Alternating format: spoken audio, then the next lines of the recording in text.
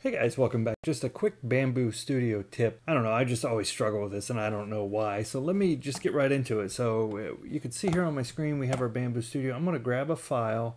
Let's grab this one. We just made this one and we want to print that. And whenever I grab a file and bring it into Bambu Studio, it always puts whatever is in default slot 1 of my AMS, right? So this is my AMS right here. Slot 1, I have blue.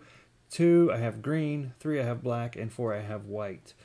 I always forget. I keep wanting to come up here and click on a filament and make that change, and that never works. And I always forget, and I always struggle. But anyway, so what you have to do is, at least what I do as a shortcut, I click the object, make sure it's highlighted, right click, and then instead of right clicking, changing filaments, all that, you can just hit the number on your keyboard of the slot that you want the filament color to print. So this one I want to print in black, so I'm going to choose 3.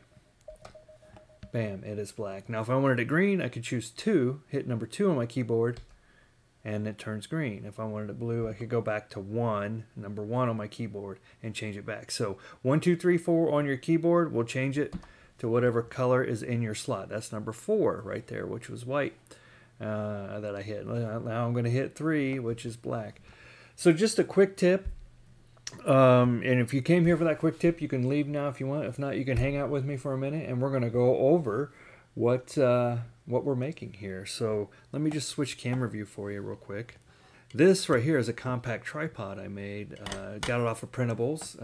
It's great. It has this little indent here. You can see the lip right down here. I'm going to print this disc and set it in here. I also have this 1/4-20 screw out of an old tripod that broke.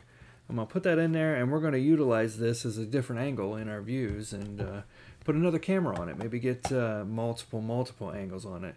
Let me flip back to the desktop, and I will show you what it is. And it's just this code right here, real quick in OpenSCAD. I love OpenSCAD for just making these super quick little objects. So I'm going to do that, send that to the printer, copy that to STL, all that good stuff. Really, let me just go over the flow for OpenSCAD real quick. You type the code in, and if you want to see what the code is, you can pause it. These are radius, this is height. This translate moves it down, so the hole will go all the way through it. And that's the cylinder of the inside hole. All that wrapped into a difference.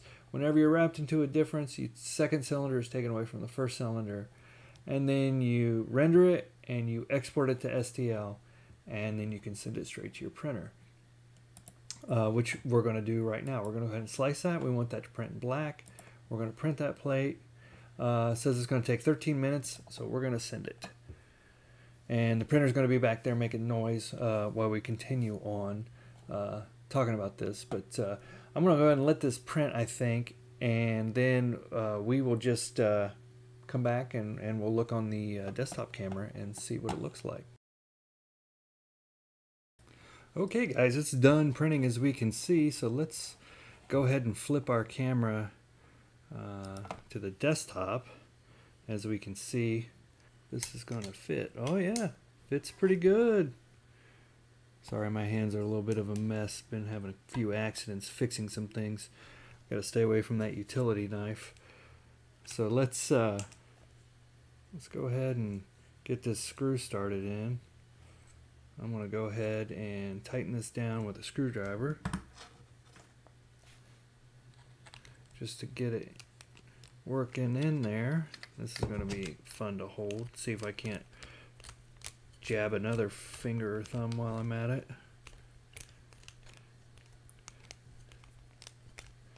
Alright, we are going in. So my hole sizes are pretty good. All right, there we go, guys. And that's enough to hold it into place. We'll see if we maybe add a ball head on or something on there, but hey, we're done. There we go. See the bottom, you can see where the screw goes in. I'd probably be better off with TPU, but we're going to do that with just some PLA for now. Anyway, guys, that's all we did. That's all we were making today. Thanks for watching. I hope that quick tip helps somebody out there. I make a lot of these just so I'll remember too. So thanks for watching, guys, and like and subscribe and all that good stuff. And I made this little screen for you so you could remember to do that. But thanks for watching. Appreciate you, and we will see you next time.